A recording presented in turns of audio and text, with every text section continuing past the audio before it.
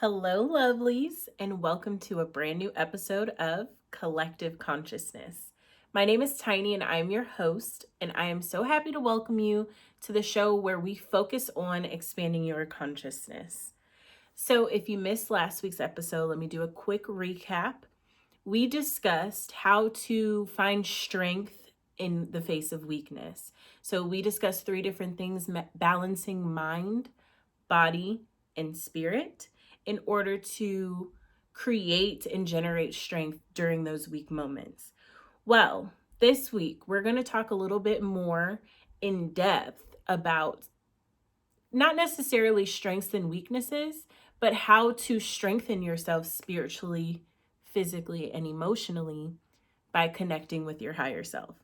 So before we continue, I just wanted to say really quick, take a second and smash that subscribe button down below. Please, please, please, please feel free to comment and put anything down below that you want to. I want this to be interactive. The whole purpose of this channel are for those who are on their road to self-mastery. We are here to grow and learn and accomplish together.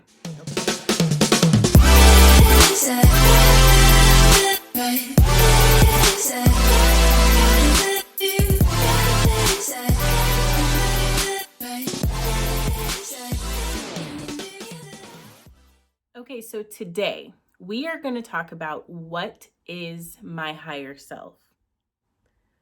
According to yogapedia.com, the higher self is also known as the transcendental self, or Purusha in Sanskrit. It is considered the divine self and part of the cosmic consciousness by some. I usually don't use Wikipedia definitions, but I really liked this one. And I also felt like it resonated with me. So according to Wikipedia, higher self is a term associated with multiple belief systems, but its basic premise describes an eternal, omnipotent, conscious, and intelligent being who is one's real self.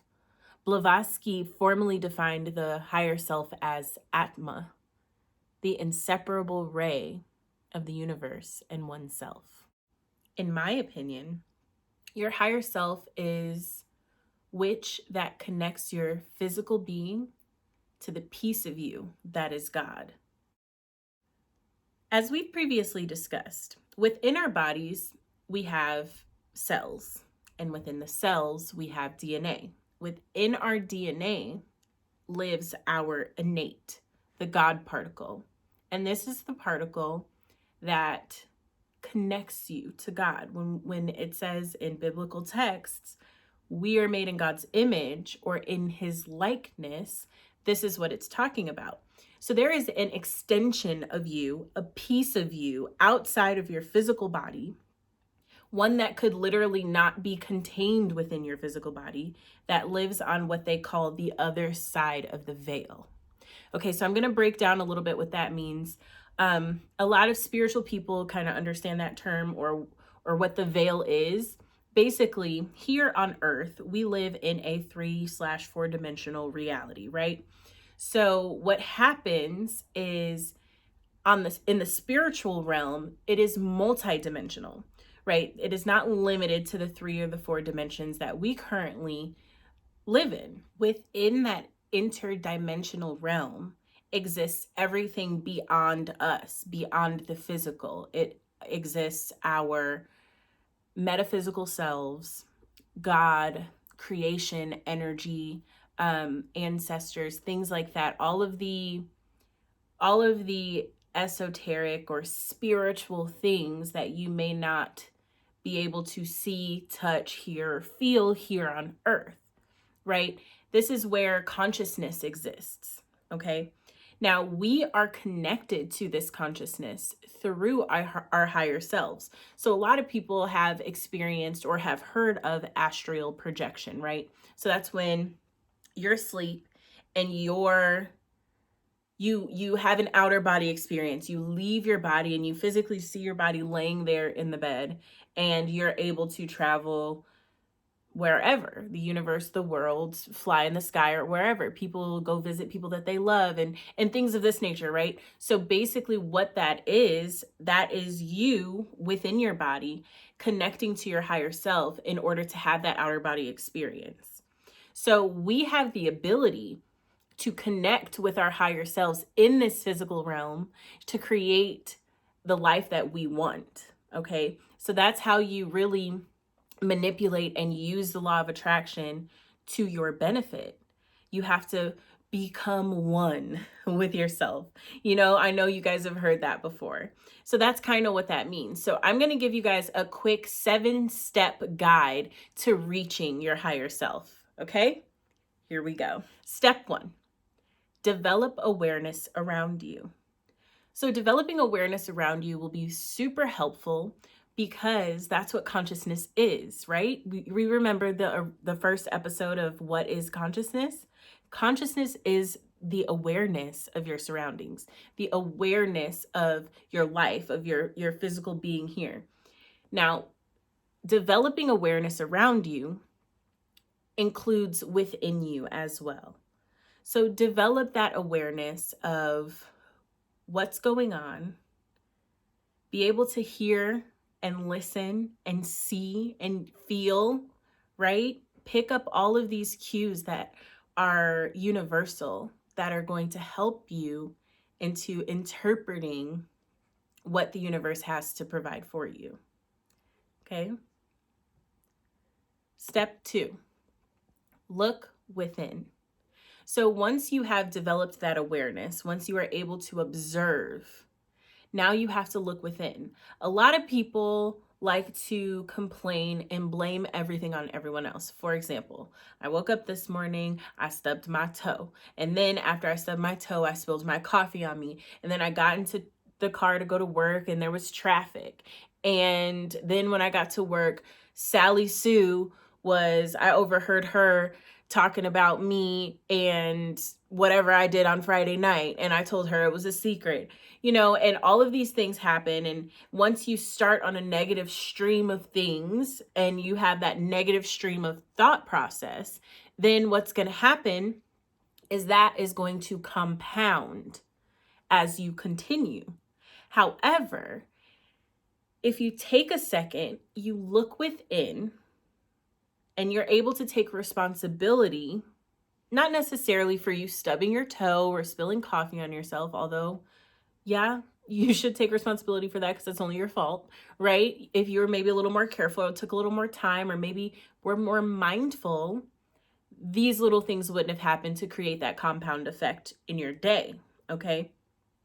However, a lot of people like to blame other people for things that they do or things that happen to them. Look within yourself. Take responsibility for things that happen within your life. And when you do that, understand where you are, understand you have the choice to either respond in a positive way, respond in a negative way, and then make your choice. But before you are pointing the finger, point the finger within first. Okay? Step 3, change your behaviors.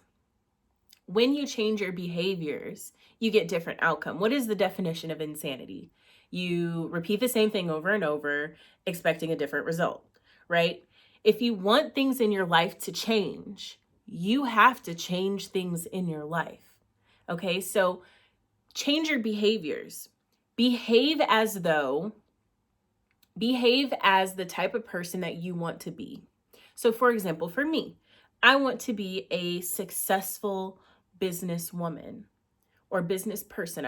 It doesn't necessarily have to be a woman, but business person, right? So what do? I emulate, I change my behaviors to emulate those who have what I want. So I follow other influencers. I follow other successful business owners. I follow other entrepreneurs that are doing something positive in the world, right? I see what it is that they do. I understand that they read on the daily basis. They work out on a daily basis. They watch what they put in their body. They meditate. These behaviors are the things that I have to adapt in my life in order to get the result that I want.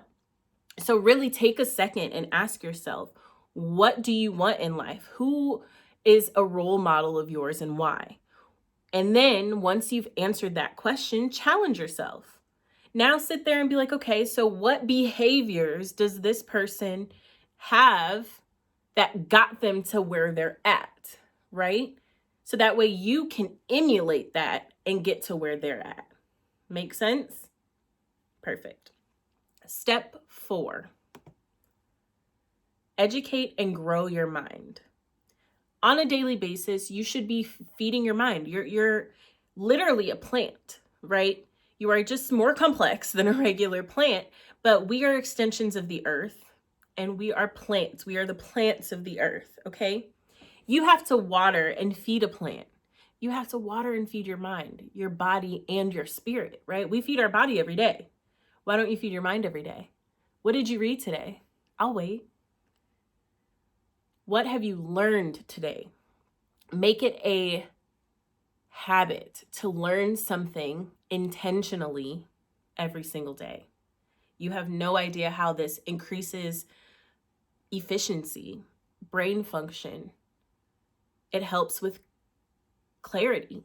It helps with a lot of different things that will help take your life to that next level.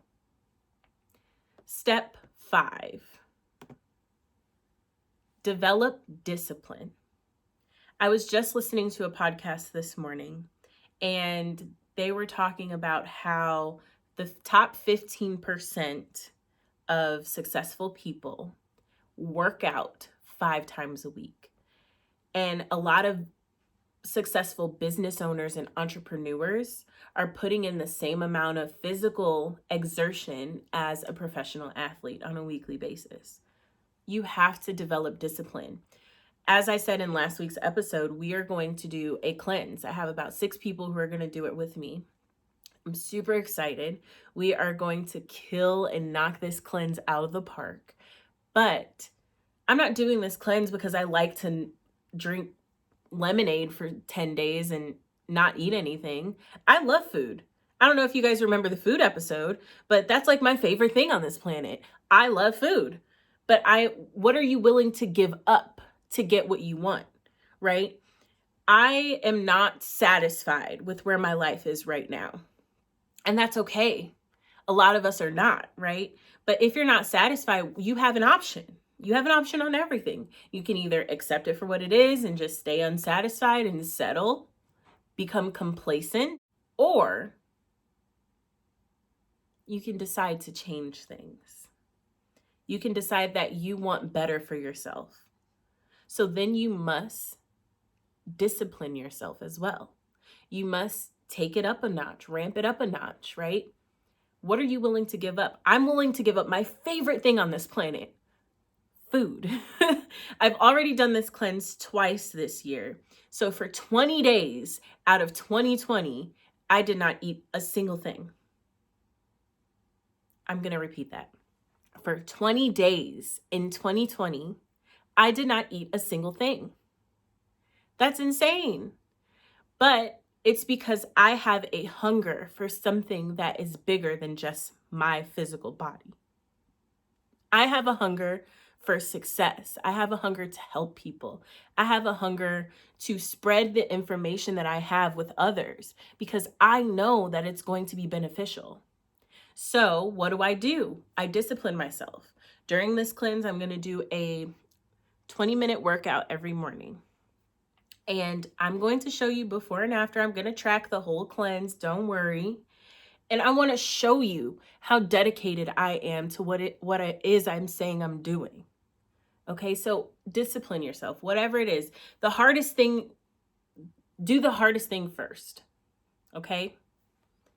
All right. Step 6, listen. Let your intuition tap in. Your intuition is that innate knowledge within you. Okay? you have to quiet your mind, quiet your surroundings to be able to hear what's going on inside, right? When you're about to make a decision, when you're, let's say, you're about to go on a trip and deep down something is like churning in your gut and you're like, oh, I don't want to go on this trip. Well, don't go. That's your intuition telling you that there's danger ahead. Listen to that. When you're dating somebody and your initial reaction was, oh, this isn't going to work out. But then you try to make it work because of whatever happened during that honeymoon phase, and you're just living in the past and remembering all those good times. That's great. But when you're in a relationship and you're with somebody else, you have to be very cognizant of the fact that it takes two to tango, right? Your intuition will tell you everything you need to know. If you ask yourself, look at yourself in the mirror and be like, am I going to be with this person forever? You know immediately. No, I'm not. Okay, so then stop wasting your time, right? Your intuition tells you so many more things than we realize. Okay, and the last one, step 7, let go and be in the receiving mode. The only thing in life you can control is you, okay? You can only control yourself. So stop worrying and stop trying to control situations around you, because that's not going to do anything for you, right? You can only control your actions, your reactions, and what you are doing in this world. You can't control somebody else. You can't control what happens in your reality in terms of like a car accident, or you can't control like little things like that. But what you can control is how you react to that car accident, or how you react to divorce papers, or how you react to death in the family, or how you react to coronavirus. Okay. Like, I'm going to get real personal. Only thing you can control is your reaction and your actions. Okay. You can't even control your emotions sometimes, and that's fine too. But you can control what you do. So stop worrying about what the universe is doing, because the universe is preparing you for what you asked for. So take a second and just let go. You know how they be like, let go and let God? Well, that's what that means. Let go. Allow the things that you ask for to manifest in your life. If you're too worried about how you're going to get there, then you'll never get there, because you're worried about, oh, well, this didn't happen the way that it's supposed to happen. I'm supposed to do this, and I gotta, no. No. When something happens that is out of your control, let go. Remember what it is you want.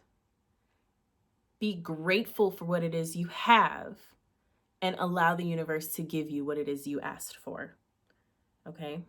So this week, you guys, I want to challenge you. I want you to take a second. I want you to look in the mirror and be honest with yourself. Am I in touch with my higher self? Because becoming in touch with that higher self, with your higher self, with my higher self, will elevate your life to a point where things begin to happen to you. It would be like nirvana. That's how I feel when I meditate, right? I can feel my higher self in connection with myself. I feel all of my chakras aligned. And it's like my body is almost buzzing or vibrating. And I can feel that. And I know that it's my higher self in touch with me. Your higher self is looking out for you and making things happen for you, because that's what you are putting out into the universe. But make sure you're putting out the right things. So look at yourself in the mirror. Be real with yourself. Follow these 7 steps, connect with your higher self, and create the reality that you desire. Okay? Like I said, we're going to do the cleanse this week for anyone we're starting on Saturday. So the 12th, tomorrow, December 12th, 2020. If you are interested, put down in the comments you're interested in joining, what does it take? I will get in contact with you and we will make it happen. I'm super duper excited. I cannot wait. Thank you guys so much for joining us on the show today. I look forward to seeing you guys next week, and stay tuned for the cleanse details.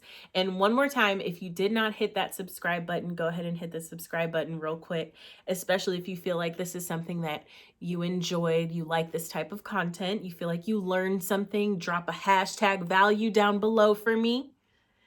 And if you feel like someone would like this video, hit the share button. If you liked this video, hit that like button. It really helps out the channel. And I'll see you next week. Thanks, everyone. Asè and Namaste.